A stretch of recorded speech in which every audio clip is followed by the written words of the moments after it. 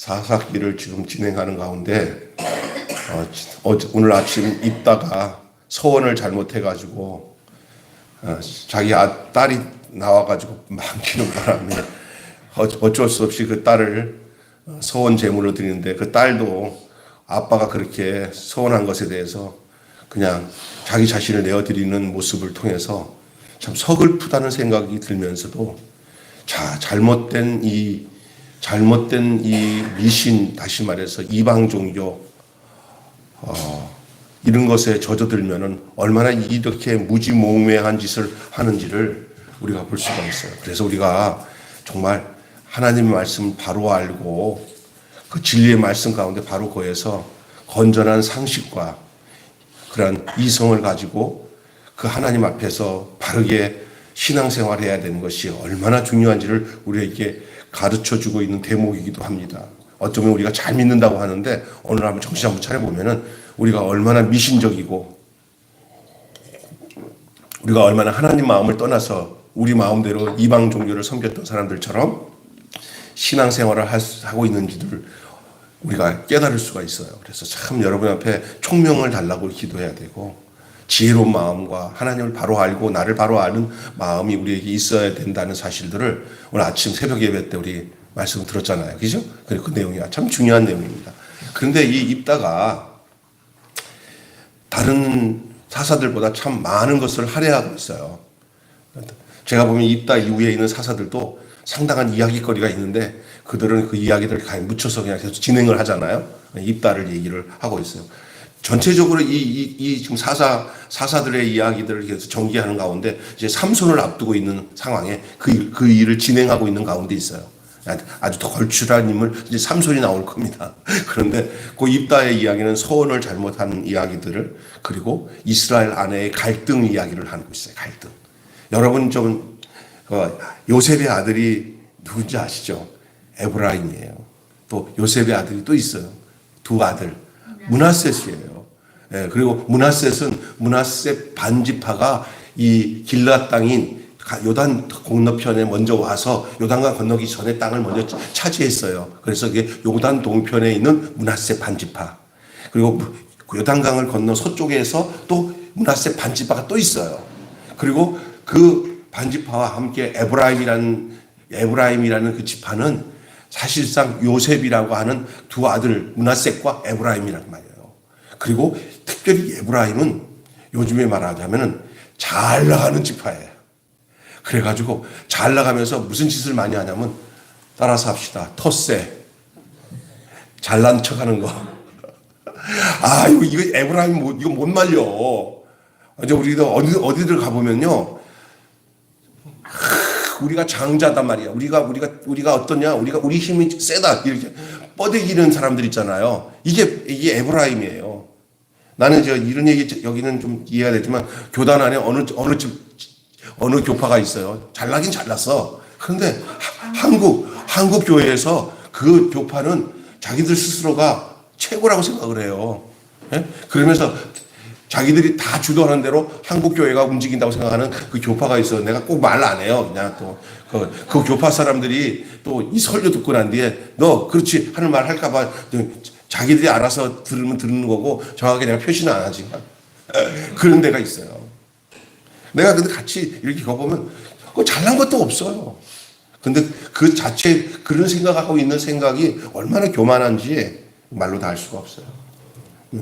제가 그 위치가 되면 나도 그럴 수 있을까 하는 생각을 할 때도 있지만, 근데 그게 굳이 이게 한국 교파 안에서만 이야기입니까? 예, 어떤 지역 쪽에서도 어느 지역에서 이렇게 좀 대통령도 나오고 권세를 가지면 괜히 거기서 힘께나 쓰구나, 내가 어디 사람인지 알아? 하고 이런 사람들 있잖아요.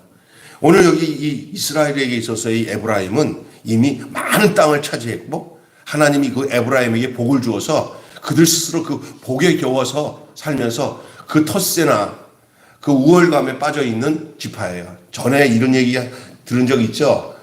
여러분 잘 알지만 기드온 때도 이 에브라임이 그 짓을 또 한 번 했어요. 왜냐면 기드온이 다 전쟁이 이기고 오는데 모집을 할 때는 안 모집하다가 이 기도원이 가서 전쟁에서 다 이기고 돌아오니까 끝나 마무리야. 야, 우리 안 되겠다. 우리도 나가야겠다. 그래서 다 이긴 게임에 나가고 뒷마무리를 좀 했어. 하니까 하고 난데 좀 겸연쩍으니까 그냥 큰 소리로 막 그냥 난리를 치니까 기도원이 이거 건드렸다가는 이 지파 건드렸다가는 내가 굉장히 불편하겠다 싶으니까 아주 기도원이 한 얘기가 끝물 포도랑 만물 포도를 비유하면서 니들이 만물 포도다. 내가 만물 포도지만 끝물 포도가 진짜 맛있지 않냐. 너희들이 그렇다. 뭐 이러면서 이렇게 부추기니까 그럼 그렇지 뭐 나를 알아주는구나. 그래 고맙다. 내가 한 거다. 내가 한 거야. 그러니까 나를 인정해줘야 돼. 아유, 그럼요. 그러니까 그래갖고 얼르고 해가지고 전쟁도 안 하고 잘 싹 넘겼어요. 이게 기도원이 참 지혜가 있는 거예요. 그 사람들이 근성을 아니까 근성을 이렇게 여러분 잘못하면요 이게 마음 넓은 사람이 그 사람에 대해서 이렇게 이해해주면 잘났다고 하지 마세요. 그거잖아요. 자기가 어리고 철부지라는 것을 드러내는 거예요. 그냥 도리어 에브라임이 우리가 늦게 출전해서 참 미안하네. 내가 할 말이 없네. 참 당신 고맙네. 이런 넓은 마음을 가져야 되는데 아주 거기서 또 슬슬 비유를 거슬러 가지고 자기들의 뭐라고 할까 이거를 치부라고 할까 아니면 겸연쩍은 것을 그런 식으로 표현하는 거예요. 그런 식으로 우리 살아갈 때 그런 게 참 많습니다. 그런 사람들을. 이제 이런 게 에브라임이에요. 에브라임. 근데 이 근성이 오늘 기드온뿐만 아니라 입다에게도 나타났어요. 똑같아. 입다가 전쟁에 나갈 때 그들 불렀어요. 다 공식적으로 부르는 거예요. 뭘 더 특별하게 불러서 가시겠습니까? 앞장섰어요. 그때는요 불투명하니까 갈 생각도 안 하고 잘 되나 보자 하고는 그냥 다른 사람들은 그냥 마음 입다를 따라서 움직일 때 지네들은 있잖아 이렇게 관망만 하다가 입다가 전쟁하고 나오니까 이제 자기들이 설 자리가 없으니까 이제 비유를 건드린 거예요. 기도원은 그 상황이 그때는 그렇게 할 수밖에 없었을지 모르지만 이 입다는요 상황이 또 다르더라고요. 결국은 또 이 에브라임도 보니까 너무 지나치게 그 입다한테 그렇게 세상 말을 푸싱을 하니까 입다가 이거 안 되겠다 해갖고 여기서 내전이 일어나는 거예요. 내전. 여러분 제일 힘든 게 뭔지 아세요? 전쟁에 이기고 난데 농공행상하다가 서로 싸움 붙어가고 망하는 경우가 참 많습니다. 집안도 말입니다. 어렵지 않고 서로 막 외부적인 공격이 있을 때 아싸싸하고 해갖고 할 때는요 가정에 문제가 하나도 없어요. 부자가 되고 성공을 하고 나잖아요. 그때부터는요 이제는 할 일이 없으니까 지들끼리 싸워. 그런 교회 많아요. 어떤 교회가 교회를 크게 줬어요. 그냥 교회 얘기해서 죄송하지만 교회를 크게 줬어요. 그때까지는 교회가 은혜로 왔어요. 다 지어놓고 난 뒤에 그 안에서 서로 내분이 일어나가지고 장로파, 목사파 나눠지고 막 이렇게 되고 나라도 마찬가지고 어떤 공동체도 마찬가지예요. 이게 참 문제가 많아요. 저는요 이 사사기를 쭉 읽고 이 말씀을 묵상하면서 야, 이 원인이 어디 있을까? 저 요즘에요 나라도 그렇고요.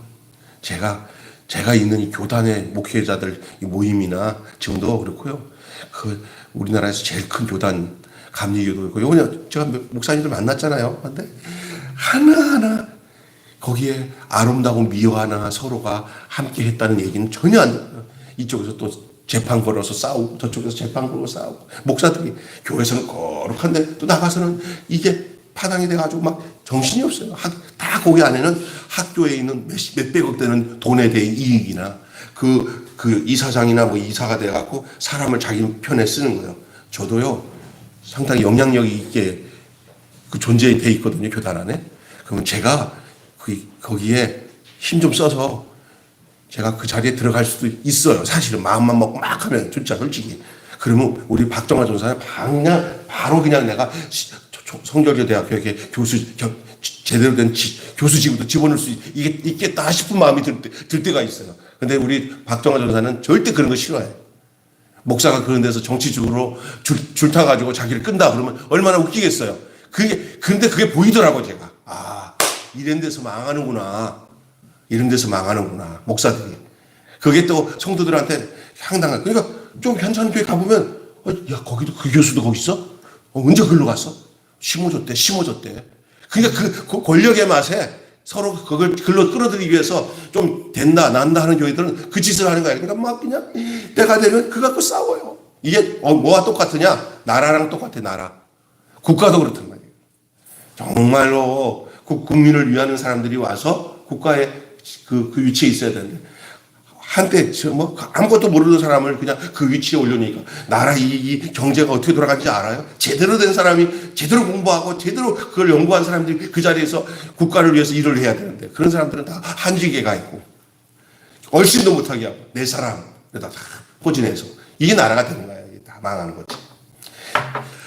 이 사사기에 나타났던 이 모든 현상을 쭉 관찰하다 보니까 오늘을 살아가는 우리들의 모습 속에 있는 모습을 그냥 적나라하게 보여주고 있어요. 이 사사기에. 왜 사사기가 기록했냐? 이 사사시대의 이 혼돈의 모습이 오늘 너희들의 모습이다. 여러분 있잖아요. 그 사람 가지고는 사사기에 나오는 그 사람들이나 오늘날 우리가 살고 있는 우리가 보고 있는 현상에 있는 그 사람이나 다 그 사람이 그 사람이에요. 그 뭐냐? 다 마귀가 준 냠냠 먹고 잘났다고 생각하는 사람들이에요.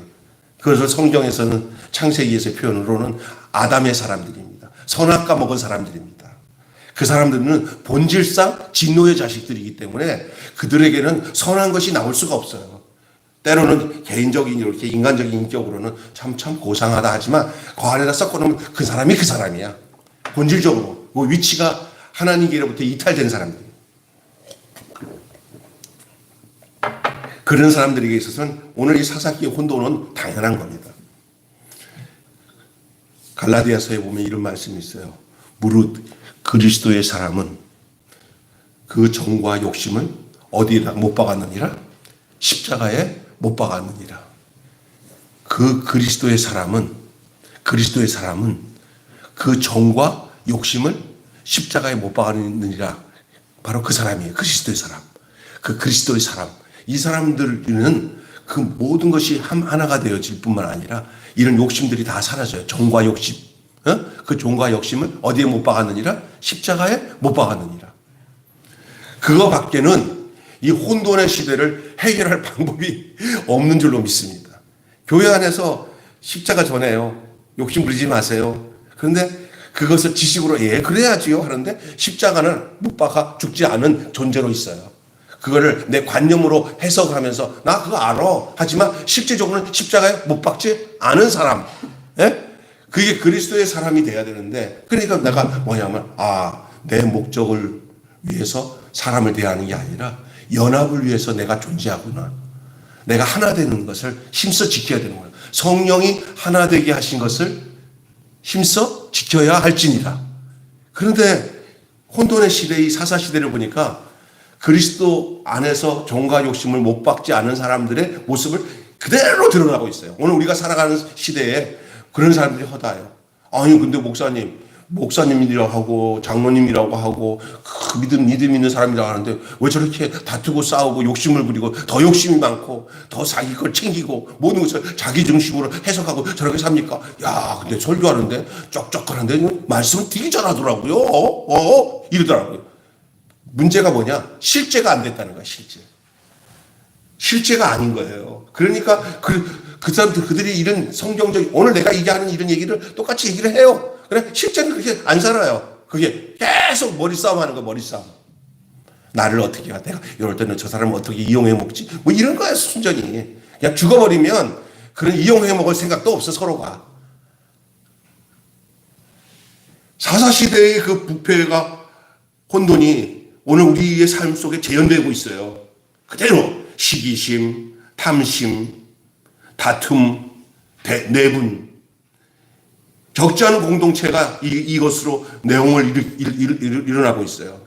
전 요즘에 여기서 제 가까이 있는 오늘 우리 집사람이랑 어제 저기 우리 지방의 목사님들 부부 동반으로 해서 하루 잠깐 갔다 오는데 여기 우리 교단에서 가장 존경받는 목사님이 한 분 어르신 원로 목사님을 제가 모시고 가게 돼가지고 우리 집사람 뒤에 타면서 얘기하는데, 아유, 김 목사, 아유, 이제 나랑 그 후임 목사가 나랑 동갑내기 친구잖아요. 근데, 아유, 목사 나한테 다 얘기를 하더라고요. 장로들이. 목사님 다 키워서 그렇게 몇천 명 되는 교회를 만들어 놨는데, 그냥 그 목사가 들어왔는데 장로들이 그냥 목회를 하지 못하도록 그냥 그렇게 힘들게 한다고. 원로 목사님도 자기도 어쩔 수 없다고 하면서 그 얘기 들으면서 답이 없더라고. 답은 없어요. 십자가는 멀리 있어요. 답은 없어요. 거기 가서 답을 찾아야 돼요. 꼬꾸라진데 가면 갈수록 장로는 독해지고 목사님은 고집스러워지고 해결이 안 돼요. 그 얘기를 들으면서 가슴이 먹먹해지더라고요. 올 사무연회 때 어떻게 그 고비를 넘길지 답답해 하시는 목사님, 원로 목사님 얘기를 들었어요. 아, 이게 왜 이럴까? 근데 이게 한두 군데 얘기가 아니에요. 한 교단의 얘기만 아니에요. 각 곳에 다 그런 얘기 들어요. 너무 안타까워요. 왜 그럴까요? 사사기 시대랑 똑같아요. 혼돈이에요, 혼돈. 거기 안에 내분이 일어나고 다툼이 일어나고 이쪽에서 저쪽의 사람들한테 머리를 쓰고 어떻게 해서 이걸 인간적으로 방법을 죽을 생각은 안 하고 살 생각만 서로 하면서 살려면 저걸 죽여야 내가 산다. 양육강식 이런 생각밖에 없는 거죠. 이것은 천지 창조하실 때 이 세상을 하는 과정 속에 나타나는 그 혼돈. 창세기 1장 2절 땅은 혼돈하고 그게 그 모습이에요. 그냥 어디서 재탄생이 되겠어요. 십자가밖에는 방법이 없어요. 십자가는 새로운 피조물을 되게 하는 탄생하는 장소입니다. 새 창조의 시작이 십자가에서 시작되는 줄 믿습니다. 근데 십자가는 관심도 없어요. 거기서 살 생각, 그 밖에 살 생각이 없는데 안 가요. 그래서 거기서 사람이 쫙 갈라지더라고. 내가 보니까 십자가에서 옛사람과 새사람이 쫙 갈라지더라고. 그래서 자기 포지션으로 가는 거야. 나는 그냥 옛사람으로 살래 하는 대로 가는 곳이 십자가를 쫙 외면하고 가면은 옛사람. 십자가를 통과해서 그 속에서 죽고 나오면은 새사람이야. 새 피조. 이게 새 창조예요. 근데 십자가를 버렸죠. 버린 돌이죠. 무시당하죠. 에이, 안 갈래. 그 바보같이 거기서 죽고 내 손해보냐? 내가 기득권 다 갖고 있는데 내가 그냥 집 밟고 나가야지 뭐. 그러냐? 이러면서 가는 거예요. 힘의 논리로. 그 망하는 거예요. 힘이 있다고 할 때 더 죽어야 돼. 내가 힘이 있다고 할 때 더 죽는 게 십자가의 길입니다. 약하니까 할 수 없이 십자가로 가는 거는 그거 아니에요. 도리어 복일 수는 있어요. 갈 수밖에 없으니까. 근데 힘 있을 때 십자가로 갈 수 있는 인생이 있다면 얼마나 좋을까? 없습니다. 예수님마저도 하나님이 힘없게 만들으셔가지고 십자가로 가게 했어요. 그러니 인생에 대해서 내 생각과 내 힘 가지고 산다고 생각할 때 거기에 힘 있는 자들끼리의 다툼이 끊이지 않습니다. 십자가는 고난의 장소가 아니라 죽음의 장소입니다. 십자가는 내 목적이 끝나는 장소입니다. 무릇 그리스도의 사람은 그 정과 욕심을 십자가에 못 박합니다. 모든 싸움은 탐욕에서 시작됩니다. 모든 사람은 욕심에서 시작됩니다. 욕심이 십자가에서 죽은 사람이 새 사람입니다. 그런데 우리는 이 성경의 내용을 쭉 보면서 인간 군상의 모습이 그대로 적나라하게 현재 나타나고 있는 이 사사기의 이야기를 보면서 이것이 바로 새롭게 난 사람들이 아닌 그거예요. 그걸 왜 우리에게 이 성경은 증거하고 있는지 알아요? 우리의 실체를 적나라하게 보면서 하나님이 주시는 새로운 길을 찾으라고 알려주는 말씀인 줄로 믿습니다. 예? 답습해서 따라가는 얘기가 아니에요. 이게 우리의 본질적인 모습이구나. 이 모습에서 머물러 있으면 우리는 망하는구나. 진단하기 위해서. 그 진단을 그냥 아주 심상히 넘기면 안 돼요. 이건 정말 무시무시한 우리의 현실의 모습을 보여주고 있는 거예요. 자기의 현실을 알아야 고침을 받을 수가 있어요. 자기의 병의 증세가 분명해야 병원에 가서 수술 받을 생각하지 모르면 그냥 모르는 대로 사는 거예요. 그러나 우리에게 우리의 현실이 얼마나 무서운 현실이고 무서운 존재로 우리가 존재하고 있는 것을 적나라하게 보여주는 것들이 바로 성경에서 우리에게 비춰주고 있는 내용이에요. 성경은 성경을 비춰주지 않습니다. 성경은 바로 사람의 현실을 비춰주고 있어서 너는 이런 사람이고 너는 이런 사람이야 라고 비춰줘서 우리가 어떤 위치에서 서야 되는지를 알려주기 위해서 하나님의 말씀이 우리에게 기록되어 있는 줄로 믿습니다. 이게 중요한 얘기예요. 그래서 성경이 성경을 가르치지 않아요. 성경이 가르쳐주고 있는 그리스도 안에 있는 사람은 이런 사람이구나. 그리스도 밖에 있는 사람은 그리스도 밖에 있는 사람은 이런 사람이구나. 이것을 구약이나 신약을 통해서 우리에게 알려주고 있는 거예요. 우리는 그냥 성경을 성경으로 풀려고 하지만 성경이 푸는 목적은 사람이에요. 우리의 현실, 우리의 위치가, 우리의 존재가 지금 어디에 있느냐. 우리가 어떤 존재에 따라서 사사기처럼 살 것인가 아니면 여호수아처럼 살 것인가가 결정이 됩니다. 예수 안에 있는 사람과 예수 밖에 있는 사람으로 구분되어 있는 이 세상 속에서 살고 있어요.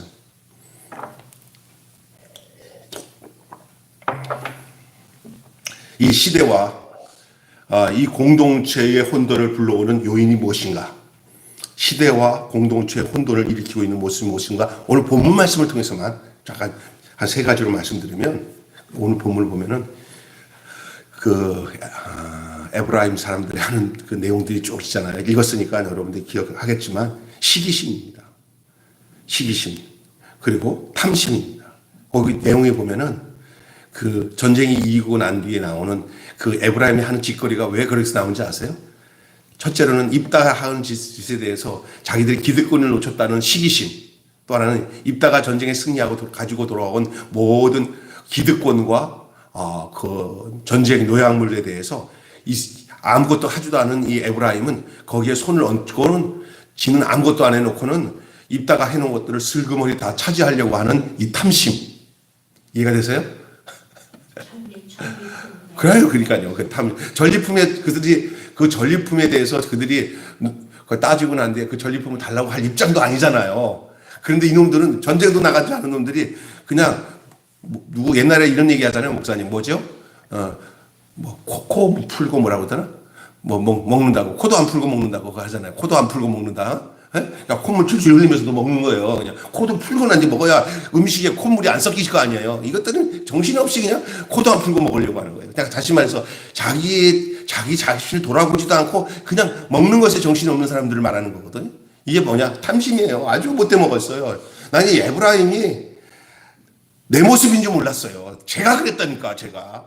내가 십자가에서 예수 만나기 전에는 나는 어떤지 아세요? 어렸을 때 우리 형제들 사이에서 내 별명이 병수는 형 거도 병수 거, 동생 거도 병수 거, 지 거도 병수 거. 병수는 다 놀부심으로 살았어요. 그래서 우리 어머니 뭐냐면 집에서 돈이 없을 때 나중에 최후의 보루로 뭐냐면 병수 꼬부친 거 있을 거니까 야, 병선. 그래서 내가 매 차례 나는 예수 믿고 났는데 저축을 안 했지만 예수 믿기 전에는 고등학교, 중학교 때는요, 나는요, 어디 가서 쓰리를 하든지 해갖고 돈을 수북히 쌓아놨다가 결국 우리 엄마의 그 애절한 마음에 할 수 없이 내 주머니를 털어서 우리 엄마한테 준 적이 한두 번이 없어요. 그게 다 뭐냐, 놀이학물이야, 놀이학물. 그게 뭐 건전하게 얻어서 내가 모은 돈이 아니야. 훔쳐가지고 모아놓은 돈이었어.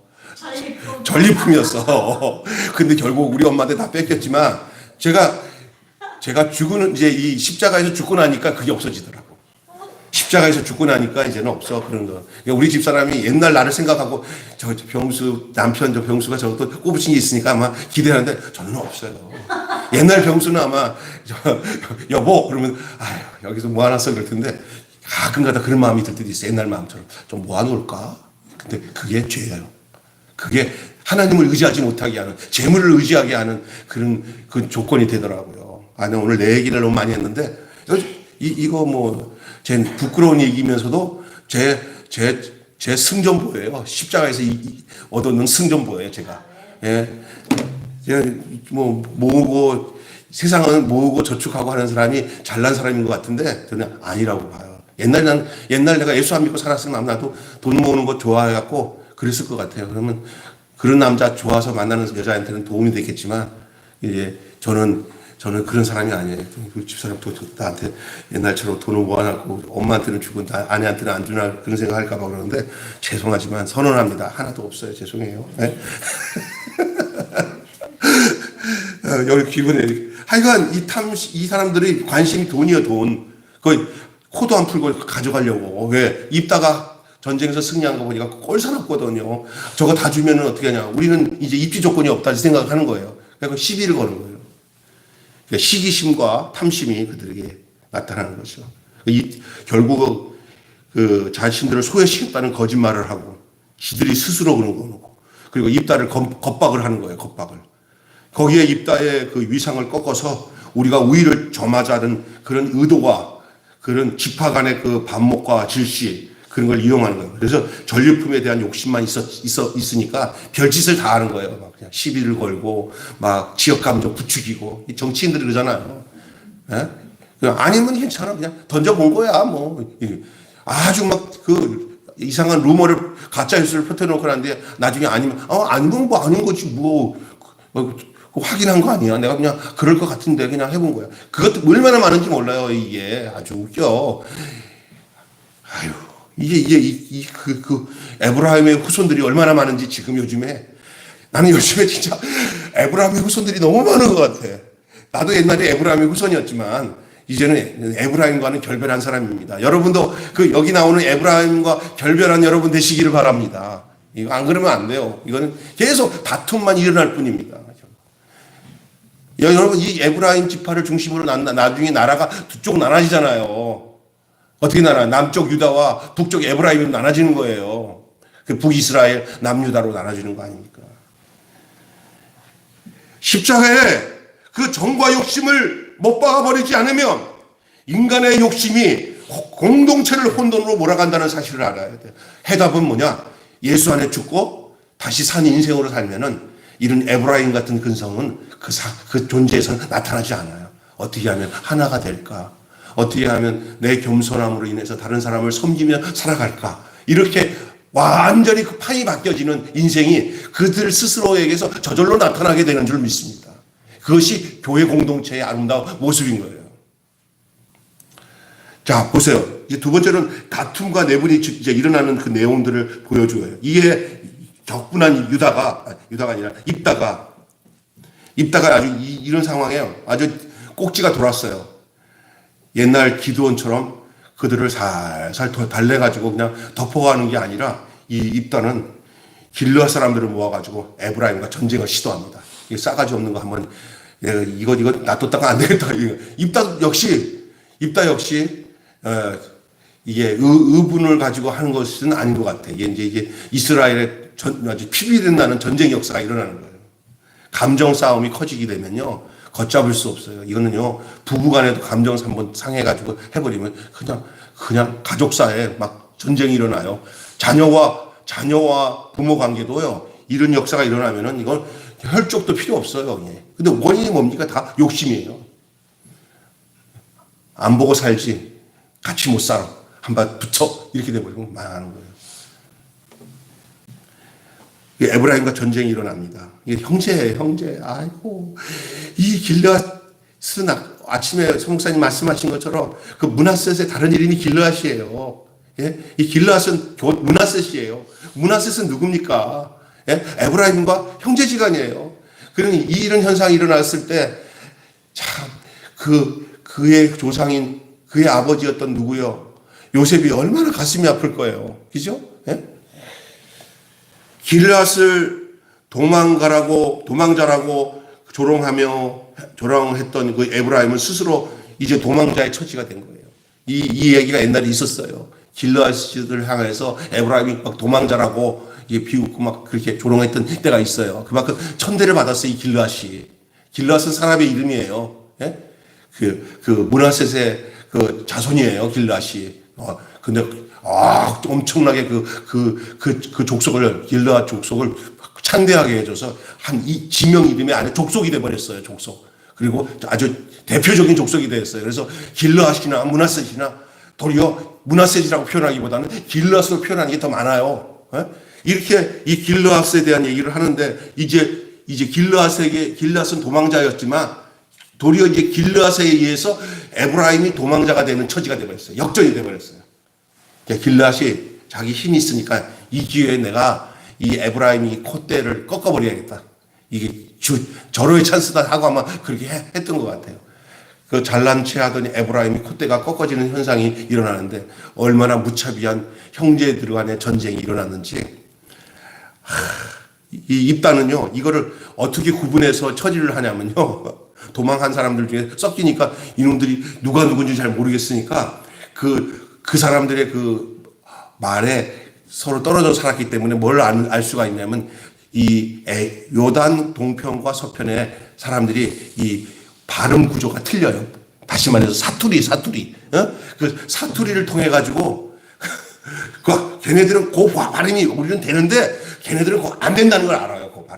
그 발음 가지고 뭐냐면 사람을 색출해 가지고 발음이 안 되면 다 죽이는 거예요. 예? 그게 뭐냐면 이 발음도 진짜 신기해. 발음도 한번 찾아볼 거예요. 뭐라고 나오냐면 쉬볼레 시옷자에다가 이게 쉬볼레. 근데 여기는 우리는 이렇게 돼 있지만 그 히브리어로 하면은요 그 발음이 아주 희한해요. 확 구분이 안 돼요. 그쪽 지역이랑 안 되는데 여기 오늘 본문에 보니까 6절에 그들이 이르기를 쉬볼레라고 발언하여 하여 에브라임 사람이 그렇게 바로 답하지 못하고 쉬가 아니라 쉬볼레 이렇게 된대요. 쉬볼레. 그러니까 여러분이 잘 아시겠지만 유명한 대통령이었던 그 돌아가신 김 무슨 산목 그 대통령은 이 확자를 못해요. 확자를 못해갖고 확실하게 여러분 해드리겠습니다. 확실하게 해드리겠습니다. 확실하게 그렇게 했잖아요. 똑같아요. 그 사람들 물어보면요 그게 안 된대요. 여러분 확실하게 안 되는 거예요. 그 똑같은 것처럼 이 사투리에 쉬폴레 그게 안 되는 거예요. 그냥 그거 가지고 이제 구분해가지고는 그 형제간에 서로 이 요단 강을 떨어져 살았기 때문에 그 사람들 그 사람을 구분해 줄 수 있어요. 섞여 있으니까 다 그걸 구별해가지고 다 죽인 게 그때 몇 명을 죽였냐. 야, 그렇게 발음을 잘못해갖고 거기서 아마 이렇게 서가지고 어떻게 하는 거야? 안 되는데 이거 아니다. 얼마나 살 떨리고 무서웠겠어요. 이 말하는 거 발음을 못해갖고 죽을 때 얼마나 비참했겠어요. 이놈의 아이고 쉬폴레 이러면서 너는 일로 가 몇 명이 죽였냐. 야, 남자 장정이 42,000명이 죽었어요. 이것도 뭐냐, 죽을 이유도 없는 죽음이에요. 결국 뭐 때문에 그 기득권, 전리품, 욕심 이렇게 되나. 괜히 그 사자 코털 건드려 가지고 그냥 다 집혀먹은 거예요. 입단은 사자야, 사자 완전히. 그런데 그 옛날 버릇 대못 남못 준다고 이 에브라임이 괜히 입다 건드렸다가 에브라임이 아주 그냥 개박살 나는 거죠. 세상 말로 완전히. 예? 다 죽은 거예요.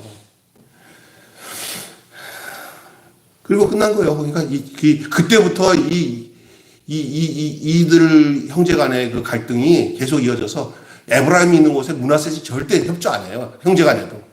예? 참, 아유. 그래서 오늘 이 내용에 그런 내용이 나오는데 참, 아유. 공동체가 피로 얼룩집니다.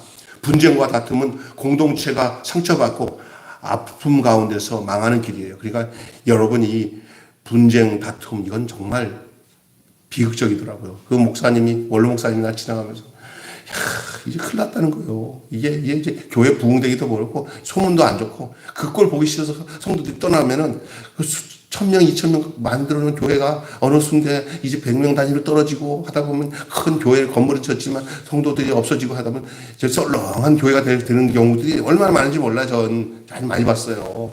그게 뭐예요? 분쟁과 이런 다툼이 있으면 다 망하는 거예요. 그냥 서로 섬기고 당신이 잘했으니 참 감사하네. 그래서 여러분이 이렇게 돼야 돼요. 시기하는 마음, 질투하는 마음이 가는 것은 망하는 길이니까 누가 나보다 잘하면 내가 잘 될 것을 대신 잘을 한 것인데 네가 한 게 내가 한 거고 내가 한 게 네가 한 거구나. 이렇게 생각하고 서로가 한 몸으로 한 뜻으로 살아가는 것이 이 교회 공동체가 하나님 안에서 바르게 쓰는 길인 줄로 믿습니다. 아멘. 내가 안 하면 다 안 되는 거고 저 사람이 하면 또 안 되는 거고 내가 해야만 되는 거라고 생각하면 그건 한 몸이 아니죠. 예. 무슨 얘기인지 아시겠죠? 예? 이게 진짜 그리스도 안에서 한 몸으로 한 피를 받아 살아가는 모습이 아니잖아요. 완전히 형제 간에 싸우고 다투고 다 뭐예요?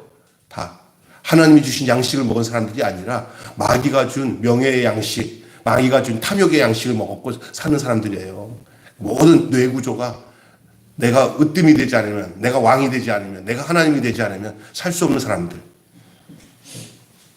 이게 공동체들의 다툼의 근본이에요. 그 뒤 배경은 다 마귀가 조종하는 거예요. 마귀가 자꾸 싸울 수 있는 그런 독한, 악한 마음들을 주입시키면은 사람이 그런 사람이 돼버려요.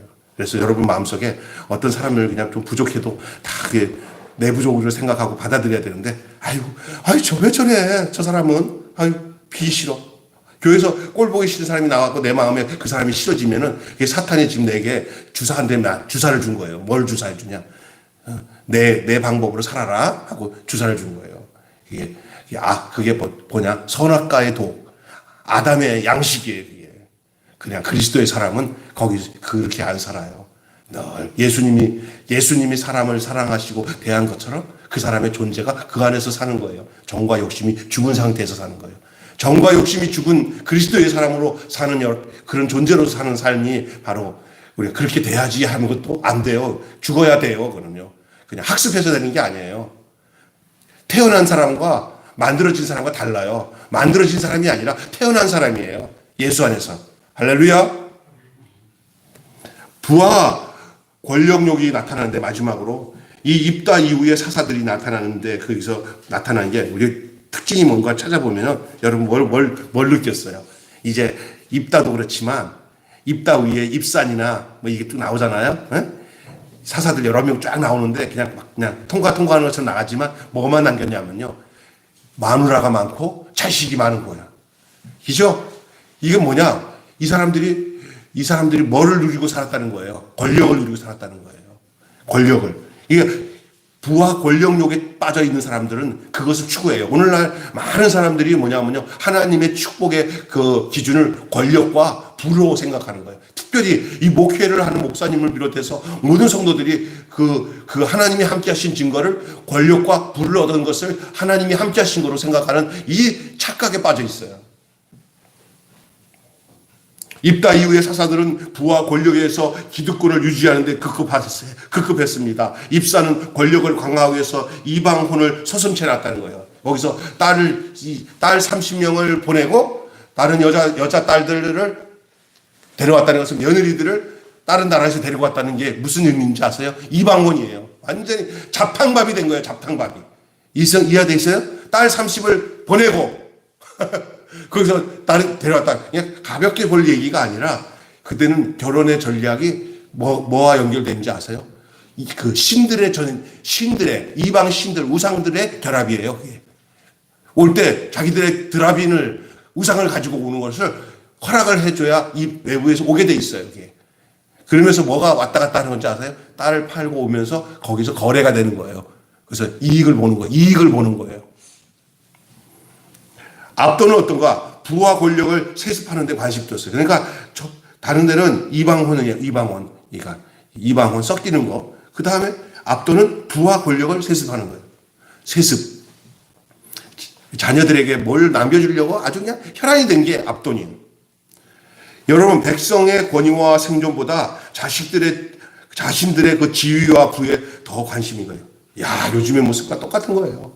백성들은 눈에 안 보여. 지들의 권력과 부만 있으면 백성들은 소가 돼도 개가 돼도 괜찮아.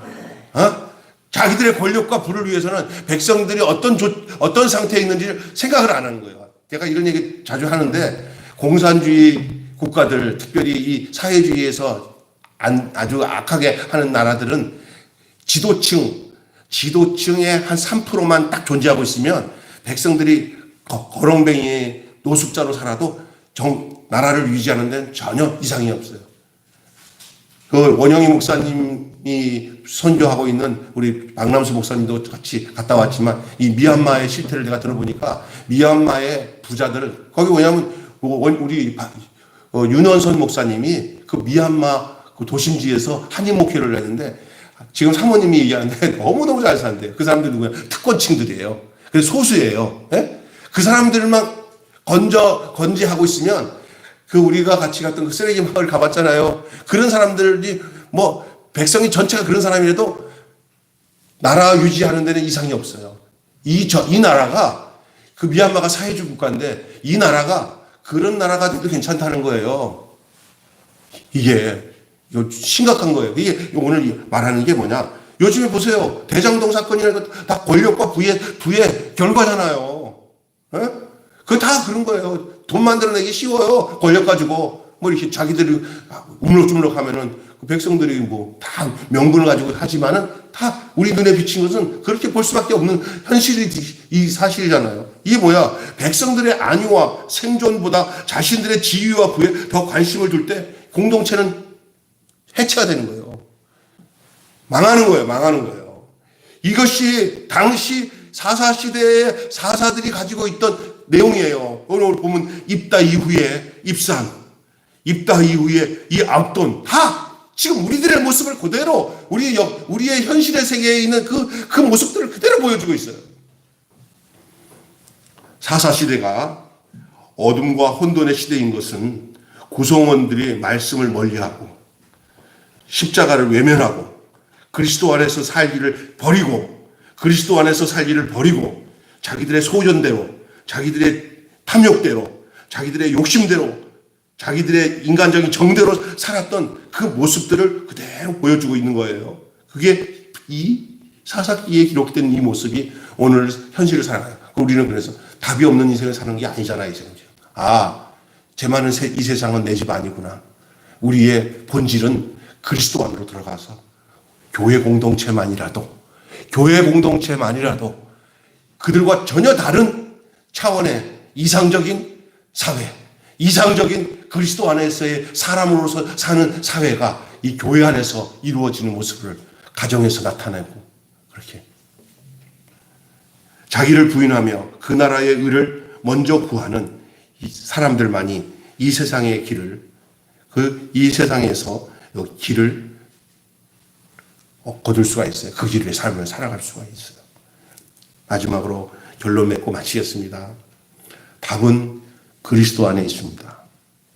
어떤 공동체든 어떤 사람이든 간에 우리 인간의 모습으로는 사사기 시대다. 우리가 그리스도 밖에 있으면 그리스도와 상관없이 살면 십자가에서 죽고 다시 사는 사람이 아니면 우리는 결국 그 정과 욕심을 쫓아갈 수밖에 없는 사람이구나. 이게 사사기가 우리에게 비춰주고 있는 내용이에요. 우리는 지금 사사기 시대에 살고 있지는 않습니다.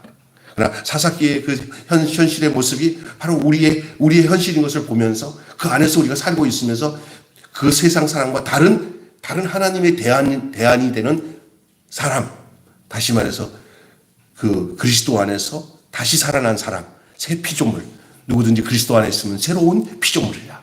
이전 것이 뭡니까?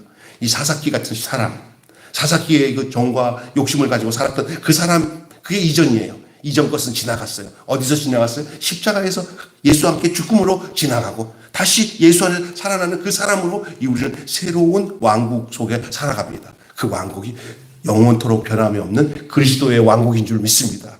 그 그리스도의 왕국이 바로 교회예요. 그 교회의 구성원이며 그 교회에 함께 세팅된 그 지체의 생명이 바로 우리 각 사람인 줄로 믿습니다. 그래서 우리는 모이면 서로를 위해주고 다투지 않고 욕심 부리지 않고 욕심을 다 내어버리고 주님처럼 그렇게 살면서 서로의 약점이 내 약점이고 서로의 기쁨이 내 기쁨으로 하면서 시기와 질투는 다 살아가고 서로가 함께 행복해야 하고 기뻐하는 그런 사람의 삶을 멀리 있지 않습니다. 바로 우리 안에 있는 예수 안에 있는 줄로 믿습니다. 그것이 오늘 우리에게 이 본문이 보여주고자 하는 내용이에요. 반면교사로 우리는 이런 사람이 아닌 것이구나. 그러나 그런 현실을 가지고 있는 이 세상을 보면서 이제 새로운 길을 주시고 정해진 길을 주셨어요. 그게 바로 주님 안에서 사는 길입니다. 믿습니까? 그래서 교회가 어떤 것인지 알면은 이런 사사기 같은 시대의 삶을 살아가는 사람이 아닌 사람이 여기에 있구나. 그것이 교회의 모습이 되는데, 세상 사람이 볼 땐, 교회가 더 욕심이 많아. 똑같아. 또 쌓았대. 그건 교회가 아닙니다. 크고 작고가 문제가 아니에요. 예? 우리는 모두가 예를 들어서 박 목사님이 나만 보면 연약하면 아유 목사님이 좀 부족한 것 때문에 내가 있는 거야. 박 목사님 아유 박 목사님 좀 부족한 것 때문에 내가 있는 거야. 이렇게 되는 거예요 서로가. 그렇잖아요 모두가. 그냥 아유 나 같지 않아서 나 신경질나. 아유 나만 생고생해. 아유 뭐 이렇게 그러면 망하는 거예요. 이게 이제 내가 힘들고 어려운 것은 서로 모든 사람을 위해서 내가 필요한 거구나. 그래서 하나님 각자의 그 위치대로 하나님께서 당신의 그 삶을 그 안에서 증거하도록 우리를 세워주신 거예요. 한 몸으로. 여러분, 혼동의 사사의 시대를 넘어서 온전한 그리스도의 시대로 살아가는 저와 여러분이 되시기를 주님의 이름으로 축원합니다. 기도하겠습니다. 하나님 아버지, 은혜를 감사합니다. 맞습니다. 성경은 이 사람을 증거하고 있고 이게 바로 그리스도 안에 십자가에서 죽고 난 사람이구나 하고 내가 어떤 존재에 있는지를 비춰주기 위해서 이 하나님 말씀은 우리를 그대로 회부하고 우리를 해체시켜서 우리의 성분이 어떤 성분인지를 우리의 본질이 어떤 본질인지를 알려주고 있습니다. 이 사사기가 오늘 보여주고 있는 모습이 어떤 모습을 우리에게 비춰주고 있냐. 오늘 현실을 살아가는 우리들의 그 삶 속에 하나님을 떠난 자들 지 뜻대로 살고 자기 소견대로 사는 그 권력욕에 미쳐있는 그 이스라엘의 그 종족들의 싸움들의 모습이 옛날 우리의 모습인 것을 보여주고 이제는 우리가 이것을 떠나서 이제 강을 건넌 사람들, 홍해를 건넌 사람들로서의 삶을 사는 그 삶을 우리에게 비춰주고 있는 줄로 믿습니다. 그래, 그 측면에서 성경을 봐야지 이것들을 보면서 우리가 어디 하나 이 사사들의 모습을 통해서 배울 것도 없고 우리가 거기에 있을 이유가 없습니다. 예수 안에서 이제 새로 죽고 새로 난 새 피조물로서 이들과 전혀 다른 반대의 삶, 서로 욕심 부리지 않고 잘한 것은 칭찬하고 또 부족한 사람은 내가 품어줘야 될 사람으로 하며 거룩한 생명의 공동체로서 살아가도록 예수 그리스도의 십자가 안에서 우리를 모아주시고 다시 태어나게 하셔서 한 몸이 되게 하셔서 그렇게 한 공동체로서 살아가도록 교회를 세워주신 줄로 믿습니다. 이상적인 사회가 될 수 있는 곳은 진정한 예수 그리스도 안에 있는 교회밖에는 허락된 게 없는 것을 알고 우리를 그 안에 불러주셔서 살도록 주님 인도해 주시니 감사합니다. 오늘 말씀을 통해서 자 그렇구나. 내가 얼마나 복된 존재구나. 그리스도 예수 안에 있는 자에게는 결코 정죄함이 없을 뿐만 아니라 그리스도 예수의 사람은 그 정과 욕심이 십자가에 못 박아 버렸고 누구든지 그리스도 안에 있으면 새로운 피조물이 되는구나. 내가 그 피조물로서 내가 어떻게 살아야 될지에 대해서 또 성경에서 우리에게 증거해 주는 내용대로 그 존재로서 그 실체로서 살아내는 온전한 주님의 사람들이 되게 해 주시옵소서.